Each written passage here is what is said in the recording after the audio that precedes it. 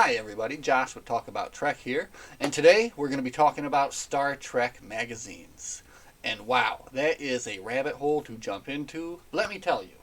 Uh, so, there is a lot of magazine content that we could cover. So I had to kind of pick and choose what we would talk about today in today's video. So we'll kind of go back and talk about how did it begin. So, I mean, as everyone knows, or anyone knows that's watching this video, Star Trek, when it took off after the initial run, the fandom is really what carried it. And the fans are the ones that kind of initially started up making these magazines. I found this one time at a convention here, and this is the Trek Index, third supplement, volume 1. And it's pretty cool art on the back here, too. There's the artist there. And that's Michael someone. So, anyway, this was produced back in 1984, it looks like.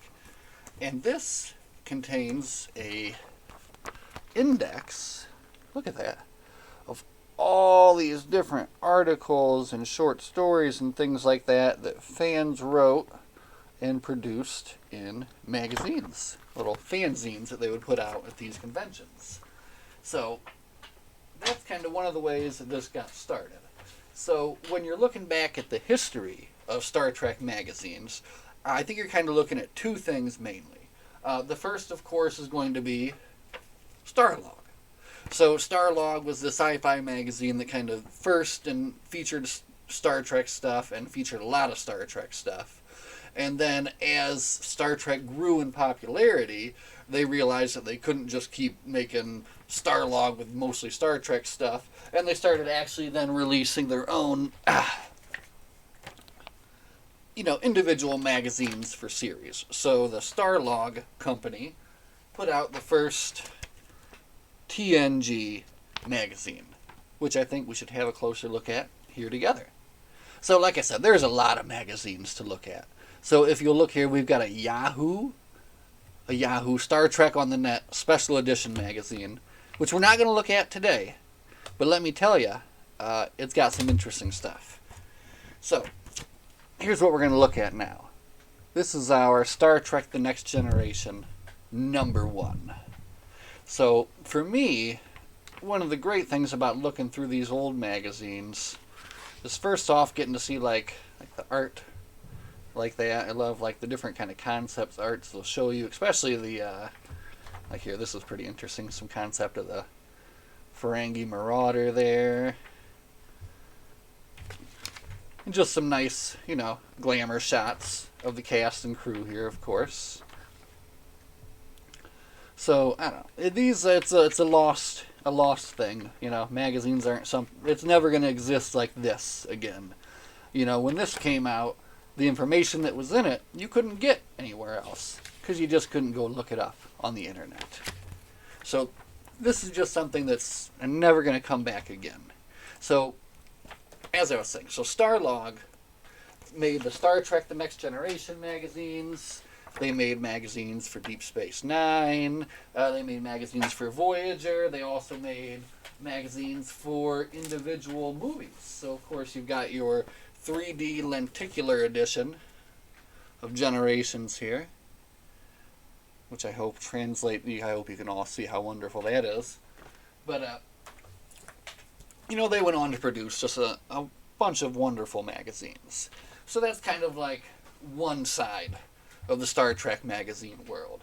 Now the other side, and for me, I guess what was my favorite side, was the side that was this. The actual official fan club magazine. So this started out actually made by fans, printed in black and white and probably done at conventions and that kind of thing, But then officially was like licensed and everything. And then the first one I have here, and it's a fairly thin too, you can see, is a Scotty one. This was issue number 67. But this was the first one that I really collected. And it was fairly interesting. So let's just take a quick look here. So you get a lot of different interviews here. They have a nice interview with James Doohan here. And of course, you've got your collectibles section. This was always one of my favorite spots, especially as a kid, to look through and see all the different things that they had available here. You can see they had some Migos down here, some model kits, and there's Kirk climbing a mountain. So the official fan club magazine, for me, was the first one that I really got into. And all these ones here in my hand, they are the ones that I've picked up at conventions and cons and things like that over the years. But in preparing for this video, it has been a bit of a trip down memory lane for me. So if you can look at these two magazines here, you might be able to tell they have been read quite a bit.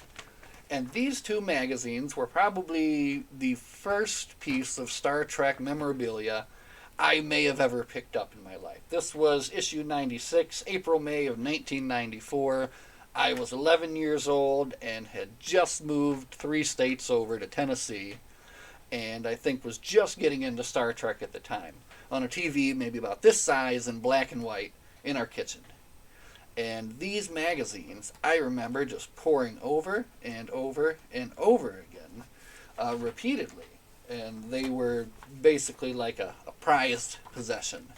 And it's amazing that they've survived all these many years, and we still have them to look at and enjoy today. So that is what we are going to do. We are going to be looking at our Star Trek, the official fan club edition, number 96 here. And just kind of take a closer look at what we were looking at back in 94. So, lots of things to talk about in these magazines. Cool artwork, that you're not going to see in most places. Strange comics that you're not going to see. Look at these kids arguing. What are they going to watch? TNG, of course. You got book review sections, which is fantastic. Now, again, for me, as a kid, this was always the best part. You get into the collectibles section. And even today, looking through this is what's really fun. Because I like to look at this and see, well, man, what is still out there for me to find when I'm going to these conventions and these flea markets and all this stuff. So it's always fun to kind of look and see what's out there and what you might want to be keeping your eyes open for. So, here we've got some nice Playmates. Have a look at that. Nice display there. Oh, and look at that. The keychain clickers. Ugh, wanted one of those, of course. The pewter figures. Who's still got their pewter figures, guys? I don't have any. I'm sure they're still out there somewhere. But this was always one of my favorite parts here. Just looking through and seeing what was available. And there's always just so much, of course. So much that you could get. Wow. We've got pins. We've got earrings. I did have this Riker here. Life-size Riker hanging out in my room. He was pretty awesome. You got your t-shirts. Look at this guy. He is having a good time. He's loving his shirt. Let's see if he has any other shirts that he likes. This one, not so much. Now this, guys, is where this magazine got really interesting for me. Because I was flipping through it, kind of preparing for this video here. And I had no idea, but when I was just a youngin' living in Hickson, Tennessee, I filled out this. And this is what I was looking for back in the day. So let's see if we can take a closer look at that here. So, 11-year-old Josh was looking to buy a keychain click viewer from TNG, a children's jumpsuit, wanted to do some cosplay even back then, the Klingon figure, and the TNG book Doomsday World. Now, looks like I never tore it out, so I was never able to send it in when I was 11 and get those things. Unfortunate. I wanted them. I couldn't get them at the time. But 11-year-old Josh you are in luck, my friend, because today I'm happy to tell you we got them. I didn't even have to get them either. I actually had all 4 of those things, technically, in my collection already. So, I don't know. That was just so cool. So, I did it. Look, I did it. We made it, guys. So, look, here we are. The first thing that I wanted back in 1994 was this incredible TNG Click Viewer. What is a Click Viewer, you might ask? Well, you look inside, you get some light to the side of it, and you click. And you can see the cast and crew of The Next Generation. And I think you've got, oh gosh, something maybe like 10 or 12 pictures in here. So let's see if we can share, oh my gosh, there's a lot more than 10 or 12, some of our favorites with you. So hang on, guys, we're taking a trip back to 1994 here. Let's see if we can get some light in the side. There they are. Let's click view right on through. The beautiful Counselor Troi. And what's this one? Okay, wait. Ah, Guinan. So there we are, guys. We did it. We do have the 3D Click Viewer. And there are actually 2 more of these that came. And maybe we'll look at those one day and see if we can get a closer, better look. Now, what else did young me want? I wanted a Klingon. I got a Klingon. I got a lot of Klingons, but I do have the Klingon I wanted, so woohoo! We've got the Klingon. We wanted a jumpsuit. Do we have a jumpsuit? Well, we don't have a children's jumpsuit, but as you can see there, we do have our wonderful uniform. So we've got that. And did we get the book? Well, of course we've got the book. We love the books. This channel started as a channel about these books. So here, and you can actually see I picked this book up at the bookseller somewhere, I think in Tennessee, many years ago. And this is a fine edition too. Look at this. So this is going to have to get into the rotation to read, because apparently I was looking forward to reading it when I was 11, and don't know if I ever did. So we did get a little distracted from the Star Trek magazines once I found that order form in there. But we are just going to have some more episodes about this.